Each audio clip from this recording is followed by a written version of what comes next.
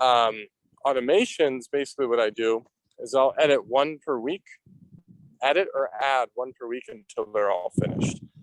So let's say somebody has a welcome series. Actually, let's back up. Somebody has like an abandoned cart series. That's always going to make you the most money, abandoned cart, because that's people who are like hot, they're cart in hand, they're like about to punch in the number, and then like their son ran in the room and gave them a hug, and they got distracted. A lot of people, they're checking out on the toilet and they get up and they forget about it. Just like real life stuff. So people either don't have abandoned cart or they don't have enough abandoned cart. I like to make it 5 to 7 emails. Most people have like 1 or 2. So that's a really important one. I do have a sequence that I can show you. I'll send it to you after this. Cool, man. Where it just like goes over how to make a really good abandoned cart and then a really good welcome series. Because the welcome series is the next one. Once again, pretty simple. It's like somebody buys something or opts in. You just want to get them familiar with who you are and what you do, and then you want to upsell them to the next logical step before it's too late. And then I'll do like browse abandonment. So that is essentially somebody clicks a link to go to one of your offers and they don't buy, so you hit them with a follow-up email. Similar to abandoned cart, but it's better because they don't need to actually go to checkout to like trigger it.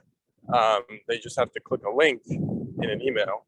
Yeah. And then if they don't buy after like 30 minutes, the automation will send them a follow-up email. So those 3 are really big.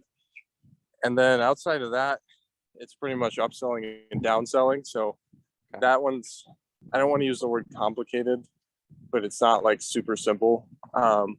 So let's say your client has a $10 offer and a $1,000 offer. So obviously somebody buys the $10 offer, you want a series that's going to upsell them to buy the $1,000 offer. Or let's say your client's getting traffic to the $1,000 offer and somebody doesn't buy after X number of emails, then you want to send them emails about the $10 offer, because when people buy that and they like spend money with you and they start to trust you and like you, then they come back and buy the $1,000 offer later. Gotcha. You can also help clients create high ticket offers, because a lot of people just frankly don't think about it. It's not that hard to get somebody to give you like $3,000 to $5,000 to do something for them. Kind of, like your services, my services.